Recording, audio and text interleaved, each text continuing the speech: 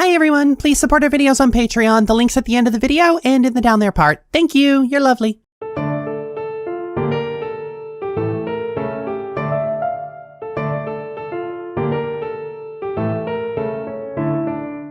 Ordinarily, I lean into the topic of the video in these things, but I don't have a way to lean in because it's kind of infuriating, but also darkly hilarious. So instead, I'm just going to show you this picture of Bonnie with a knife. Ain't she cute? Alright, let's talk about some annoying shit. May the Bond give me strength. So there's a sentiment among people that villains are always better when they're complicated and sympathetic. It's become a part of fandom's growing tunnel vision in that they believe that there is one objectively best set of tropes for a story, and if they can find it, then their mere presence will make the story better. Fandom likes to believe that there is only one good kind of story to tell, they just need to find it. They'll always respond to criticism of a trope's execution as if it's criticism of the trope itself, and almost always repeat the line, "It works if it's done well." But fandom doesn't really think in terms of done well. If the trope is present at all, it's done well in their eyes. Additionally, there's a bit of a social desirability bias in that fandom will often say that they love complicated and sympathetic villains, and yet at the same time, where their actual viewing habits are concerned, their favorite villains tend to be far less complicated. I'm guilty of that too. My favorite villains are the opposite of complicated or sympathetic. They're very simple megalomaniacs and don't have an ounce of sympathy in their dry, brittle bones. But I also have a documented dislike of stories that try to make their villain sympathetic. Why? Well, let's answer that question in an increasingly roundabout route for the sake of audience metrics. See, sympathetic villains are a double-edged sword, because you can only make them so sympathetic before their status as a villain starts to be questioned. Let's take my all-time favorite example of this backfiring, Magneto. Now, Magneto is the main villain of X-Men, a story about the persecution of people who have a genetic mutation that gives them superpowers. It's a very dated metaphor for racism in the 60s, and the films are a very dated metaphor for LGBT youth in the 2000s. Magneto's whole shtick is that he's a Jewish Holocaust survivor who sees the impending discrimination against mutants as another Holocaust waiting to happen, and is determined to not let it happen even if he has to get violent to do it. Now, your first thought upon reading up on Magneto's backstory and motivation is probably, hang on, why is he a villain again? This was, for a very long time, a pretty fucking massive glaring issue with the comics. You have a Holocaust survivor seeing the signs of genocide creeping in and goes, oh fuck that noise, and is trying to stop it, and he's the bad guy. Now, while Magneto has been around since the 60s,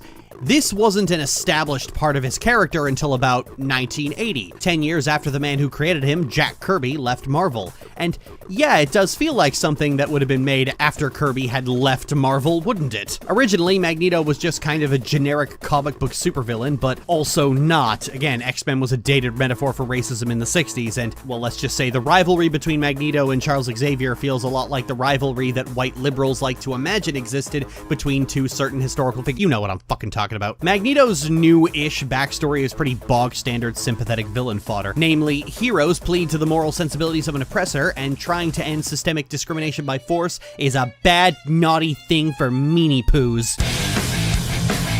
If this does not scream tacit support of the status quo to you, you're clearly not paying attention, and this framework has existed all the way up to the modern day, where even though Magneto has long since stopped being a villain in the comics, in film adaptations, he's still a Holocaust survivor, and still the bad guy for no reason. There are thousands of men on those ships, good, honest, innocent men.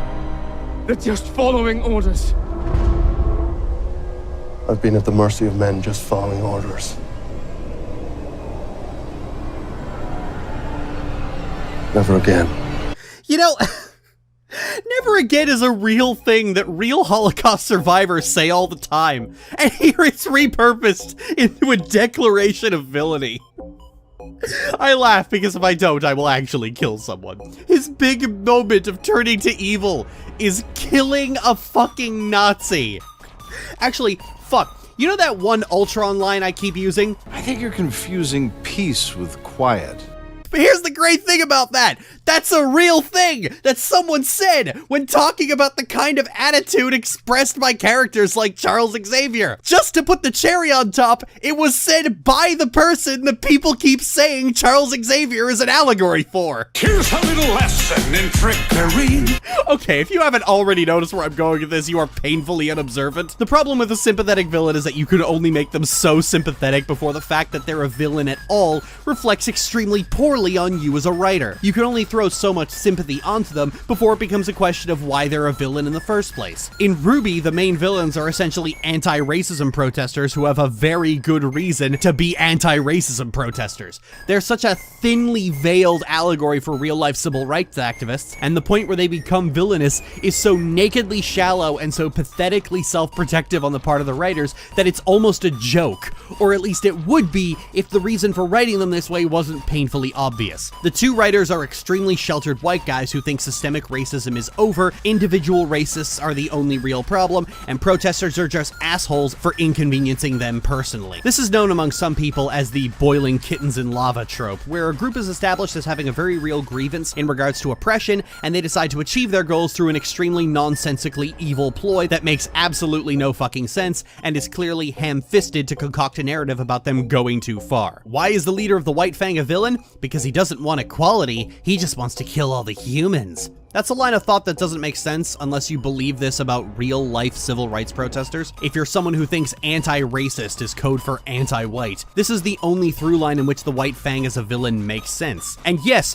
you knew we were getting to it, Korra does this a lot. Almost all of Legend of Korra's main villains start at a good through line, but then some twist comes up that makes everything they said before completely pointless. Season 1's Amon is a socialist activist who cares about the oppression of non-benders by benders, until it turns out that he doesn't and was just lying and just wants to kill the benders because he's mad about his abusive daddy. And all that Occupy Wall Street iconography falls away because the writers didn't think Occupy Wall Street was a valid protest. Season 4's Kuvira wants to stitch the Earth Kingdom back together but doesn't want to restore an oppressive monarchy like everyone else does, and then declares that she is dictator of the Earth Empire and starts building a giant death robot. Season 2's Unalaq wants to unify the northern and southern water tribes and return the art of spirit bending back to the people of the water tribe and reunite the humans with the spirits, and then decides to destroy the Avatar forever, surrender his heart to darkness, and become a giant thorny kaiju that shoots fucking chest lasers from his man titties. Almost every season it's like, this is an interesting concept to explore in regards to how the world of Avatar works and how the people there have to live their daily lives. And then they build a giant death robot and smash the city! All of them go, the status quo is bad, therefore commence genocide, like they got their political theory from fucking Vosh. I'm going to free you of your chains. Of oppression, right? Of mortality. The entire show you're watching Korra become a stooge for the status quo every single time. The problem isn't that the system is bad, it's that the wrong people are in charge. And then they inevitably change the status quo, like bringing democracy to the Earth Kingdom, and you're left wondering, wait, why wasn't the other person doing this? Why wasn't Kuvira pushing for democracy? Why wasn't Unalaq trying to combine the human and the spirit worlds again? Why weren't the characters you set up to do these things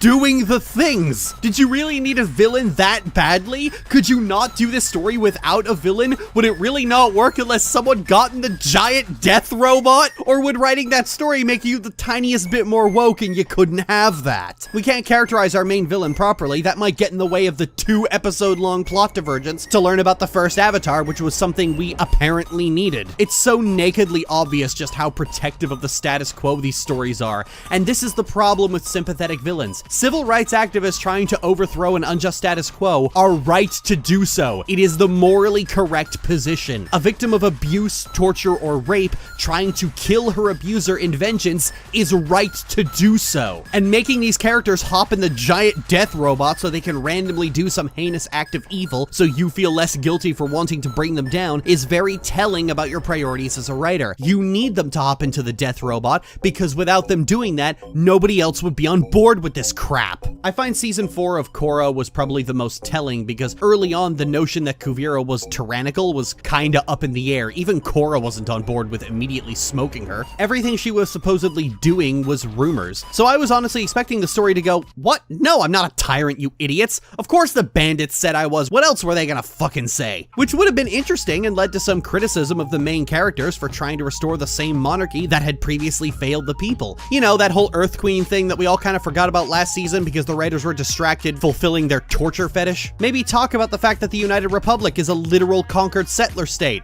That would have been good. That would have been cool, but I guess that would have ended with a conversation instead of fucking Mechagodzilla smashing up a city. I guess that would have struck a little too close to home for these two white guys. You see the problem, right? Sympathetic villains only work under a very particular framework, and that framework is about as moral and ethical as the fucking Lich King. If you're someone who thinks civil rights protesters go too far when they're disruptive, they aren't the villains of that story.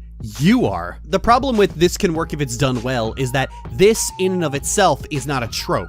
This is the end result of using tropes badly. If you did it well to begin with, it wouldn't have ended up like this. Let's workshop. Doing the trope of anti-oppression group as antagonist well is understanding how this actually works in real life. So the villainy has to come from propaganda. Kind of like exactly what this style of villain is in the first place. It's propaganda. So that when you see this, you will connect it with this. It's propaganda. It's literal fucking propaganda. The struggle for liberation and equality is immediately, the moment you think about it, the morally correct side of the argument. The real villain is the status quo itself and those who enforce it. And so the third act twist for the protagonist is that they've been lied to, that they've been supporting an oppressive status quo, and that makes them the bad guy. Plot twist, the totally relatable main hero you can project onto is the one getting the redemption arc, and is actually going to redeem themselves by switching sides completely. That's the only way anti-oppression group as antagonist works. It's the only way a sympathetic villain works at all, because any sensible writer would have looked at your outline and gone,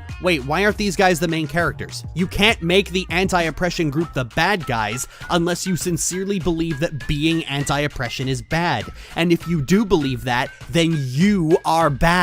The problem is that this idea of all villainy being nuanced and complicated has just never really been true. Evil people in real life will often just invent justifications for evil things they already wanted to do. And there's a point where someone crosses the line of evil so much that nothing they say earns them sympathy. Your wages are stagnant because your boss is a greedy little shit who only cares about increasing his big pile of money, and nothing he says can change that, and all of his hardships are worth laughing at. Gee, I wonder why these stories are never done well. We could unpack why, but maybe we should just do it 1,000 more times and hope luck is on our side. The problem with my idea for these kind of villains is that they inherently make white viewers of any gender uncomfortable because it might say something about their tacit support of the status quo. And that's the only reason these kind of stories are popular, because they say to a complacent audience, you are already doing the right thing, and anyone who asks you to reconsider what you're doing is actually a liar, or they're in bad faith, or they're piloting a fucking death robot right now. And that's why I'll never be on board with these kind of villains, because they weren't written for me, and they will never be written for me. They're written for assholes. When will the animation Dork Age end?